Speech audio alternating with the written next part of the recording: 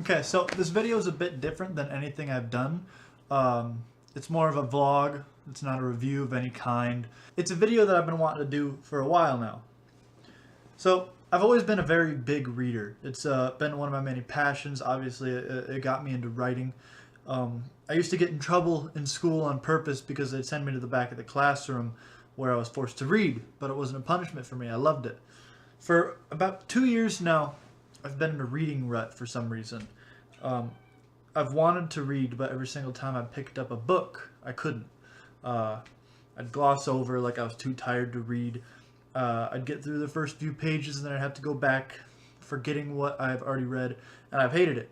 I didn't like telling people because everybody knew how big of a reader I was. I own hundreds of books. I've read hundreds and hundreds of books, and it's all people got me as gifts, so I couldn't tell them I was having a tough time reading for whatever reason. So anyway, past that, yeah, my 2019 resolution was to read more. I was actually going to buckle down and I was going to read.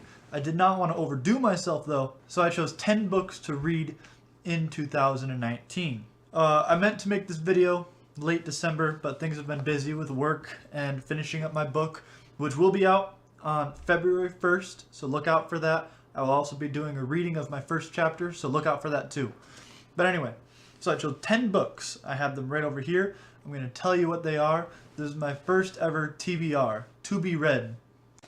The first book that I chose is An Absolutely Remarkable Thing by Hank Green. Hank Green is the brother of John Green, who is my all-time favorite author. I've read every single thing he has written. Looking for Alaska is my all-time favorite book. Fault in Our Stars is damn close. I've been a huge fan of the Vlogbrothers ever since 2006. Like, they're OG YouTubers, and I've been watching them since they had 10,000 subs. I actually have finished An Absolutely Remarkable Thing. I planned on it being the very first book that I read. It was a gift from my grandparents. They both read it. They wanted to talk to me about it, so I got it out of the way quick. I read it a lot quicker than I thought I was. 2019 reading is already going great. Got through the whole thing in 5 days, just reading at night, before bed and after work. And I don't want to give a review on it, but damn, it is so good. Like, the writing style of Hank is entirely different than the writing style of John. That's a cat. Meow. Anyway, shut up. Anyway, the writing style is entirely different from John. This isn't a review. This was supposed to be a to be read, but it's already read. The second one is Wizard's First Rule by Terry Goodkind. I don't know a lot about it. As I understand it, it is the first book in a very, very long saga. It is massive. It's, shit, let me look. Over 800 pages. Over 800. And it's a fantasy. And I never did like fantasy. Harry Potter's technically fantasy, and I love it. I mean, obviously. But I've never been a big fan of fantasy. But my sister-in-law and one of my best friends got me this book years ago, right when I got into this reading rut of mine. So I'm going to power through. I'm going to read it. Number 3 is 13 Hours. The inside account of what really happened in Benghazi. I got this one because it was $4 at Books A Million in town here. I loved the movie. I love John Krasinski in the movie. I've never really read any war novels. Mostly I've actually kept to like young adult, but I did read American Sniper when I was a holdover in the military. So I loved that book. I might love this book. Plus the cover's kind of cool with the colors, but whatever. 4, Ready Player One. This is another book. This is probably the book that I was second most excited about after An Absolutely Remarkable Thing. I already read that one. I'll read this one. I might read this one next, actually. I was thinking about reading Wizard's First Rule next, but I want to get into something that I know I will love, and this I will love. Again, a lot of these actually, I love the movie versions, which is why I chose them, because I figured out also like the books. This has skyrocketed into one of my all-time favorite movies.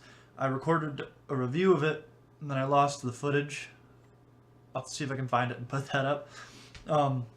But basically, it follows like being in an MMO, but in VR in the future, to where the world has just become a shit place, like shittier than it is now, and you go into this oasis, which is just a virtual reality. It's a simulator where you can be anyone and do anything, but that's what everybody's life has become. So yeah, Ready Player One, Ernest Cline, massive hit.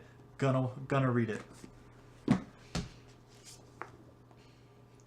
And then number five.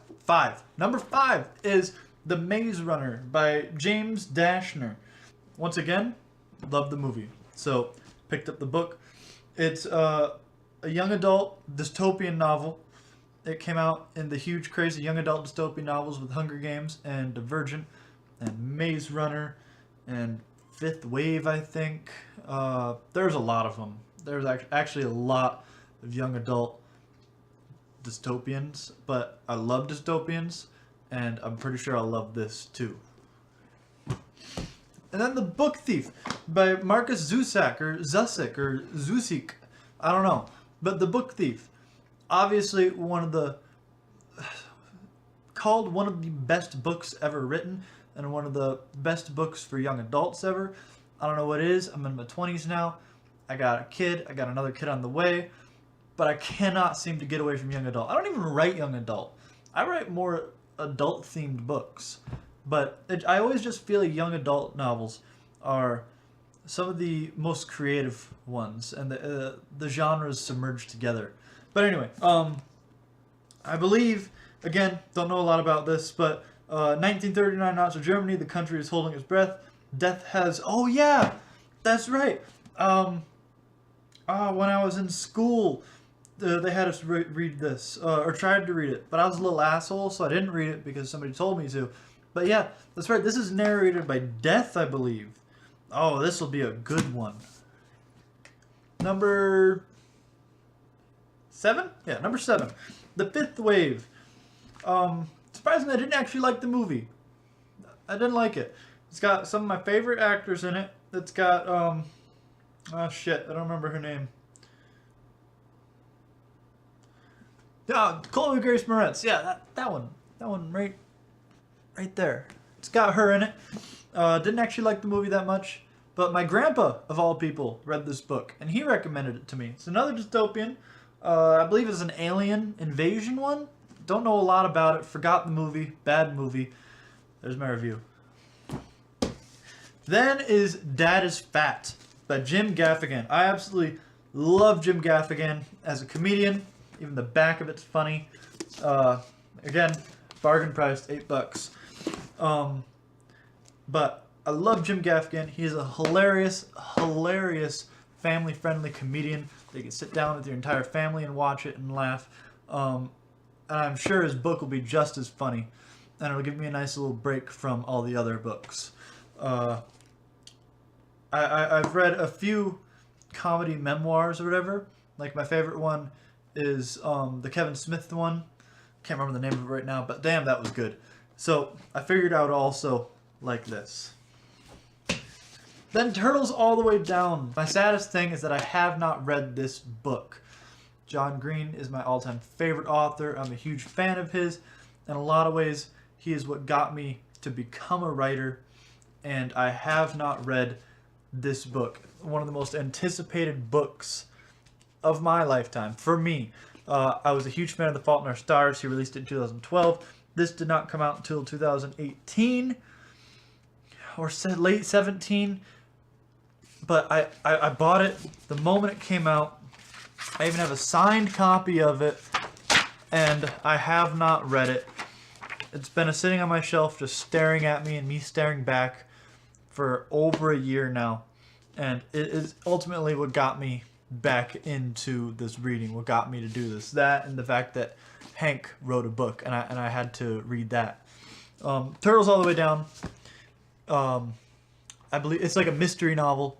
A couple kids, teenagers, as John always writes about teenagers, find a mystery, and it leads to a lot of money. So they go after the mystery. But it's less about the actual mystery than it is about exploring mental illness, which I myself have struggled with in the past and will probably continue to struggle with, and I know a lot of people that have.